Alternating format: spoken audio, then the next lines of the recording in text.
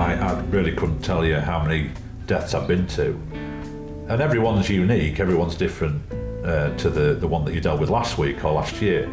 They all have their own little story to tell, and it's things on the periphery that you find are worse than the actual scene itself. It's dealing with families, it's maybe dealing with how they've died and the scene of how they've died, the story relating to it. That's quite hard. The initial scene usually isn't as bad as you think. I deal with that better. It's dealing with family members that breaks your heart because they don't understand and they want you to raise the dead, and you can't. And because it's a northern town and quite a gritty, it's a steel-working northern rough town, and it is a rough town. There's a lot of great people here. But because I work in the town as a paramedic, so I see the darker side of it. And there is a dark side of this town. You really see how rough it can be. And luckily, the majority of people that I know and love don't see that side of it.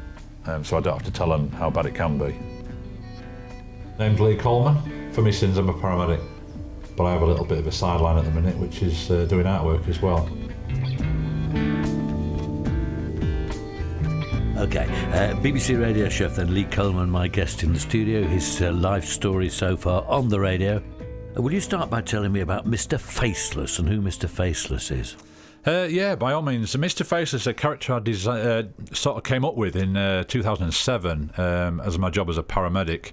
Unfortunately, at times I have to tell people some rather distressing news. And this certain day, I had to tell this woman that I could not do anything more for her husband, and he actually passed away. And of course, news like that is quite destructive and disastrous to somebody, and that emotion that they feel when you tell them that is very, very powerful. I just thought it'd be quite interesting to relay that information, or if I could get that information onto a piece of paper without showing the facial features. Could it be done with body language or location? And could you?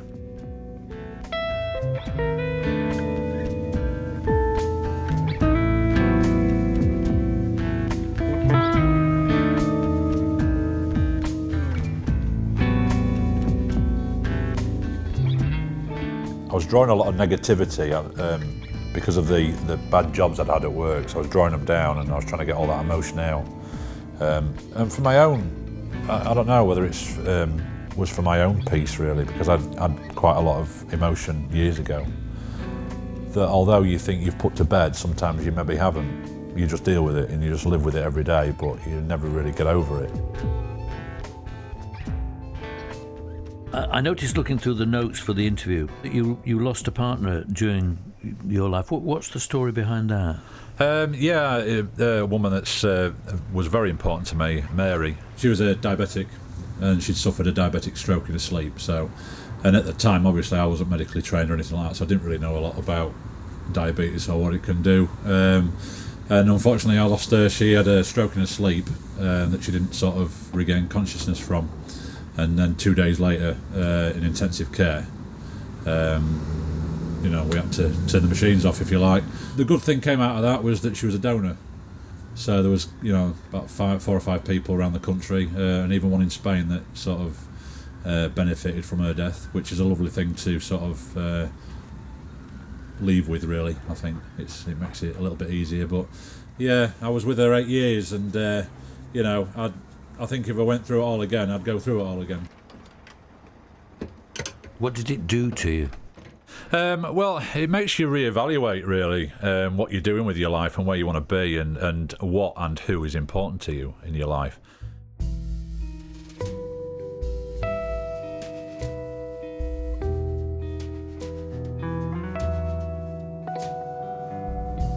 Growing up in any town, no matter whether it's north, south or in the middle, as long as you've got love around you and you've got great mates, you don't really care what the weather's like, and you don't really care what your house is like, as long as you're having a bit of a laugh. Growing up around Scunny was always good. My dad was a steel worker, my mum worked in a local pub, cleaning and bits and bobs, but we always never had a lot of money as kids, but there was always a good meal on the table and always a lot of love about. And I was always aware I never really wanted to be a steel worker. It was a bit like the scenario of working in a pit village. I didn't want to work down pit, and I didn't want to work in the steelworks. I did about 3 days at, stop fortnight cleaning the works, and I'd had enough of the steelworks then. How my dad did it for 20, 30 years, I'll never know. There's always creativity about, always has been, and I find it quite dull if there isn't any. I don't like it, I just feel like I'm existing, so I have to be creating something, whether it's a noise or a bit of artwork, whatever it is. I'll try and do something every day. Because my job's so hectic, I work 12-hour shifts, and it can be absolute murder some days. I don't know what I'm getting from one minute I'm dealing with a road traffic accident, the next job I'm doing a heart attack, the next job I'm delivering a baby. You don't know what you're getting every day, so it's very, very tiring emotionally, and you've got to be really on your toes. So when I come home and I come to the studio and I start drawing, it's like flicking a switch. This to me is my calm time, and it is therapeutic no matter what I'm drawing.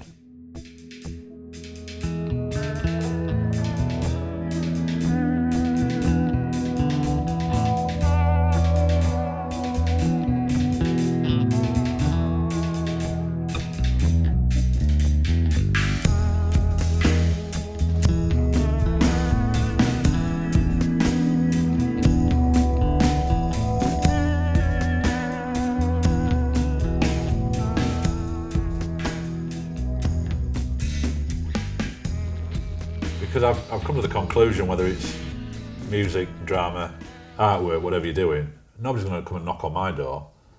You've got to go out and say, this is who I am, this is what I want to do, and this is what I do. And if you like it, great. If you don't, you don't. I'll go somewhere else.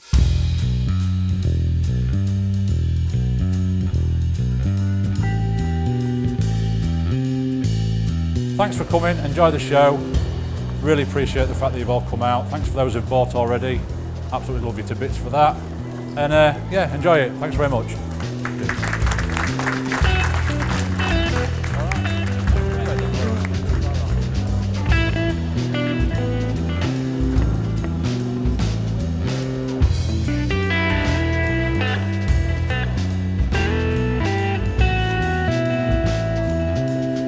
He just doesn't look like an artist, does he? What you imagine an artist to look like.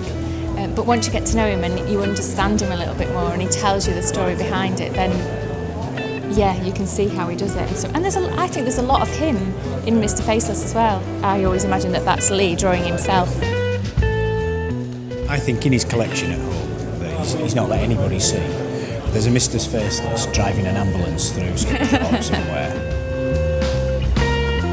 Every time I look at certain pictures, I can just see Lee shining through them, so you can tell it's his work. Yeah, it's very distinctive.